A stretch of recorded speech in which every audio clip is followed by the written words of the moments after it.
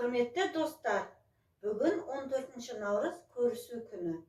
Адамдар бұл күні арасындағы бұрынғы өкпе реніштерін кешіріп, араздықты ұмытып, бір-біріне амандық, саулық тілейді.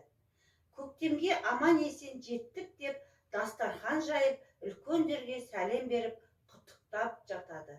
Амал күні қазағым көріседі, көрісу бұл көненің желіседі. Жасың құтты болсын деп жамырасып, ақ ниетпен адал боп денседі. Көріседі көңілдер жібісін деп, көріседі тасысын ырысын деп, көріседі көк мұзда жібісін деп, көріседі он болсын ырысын деп.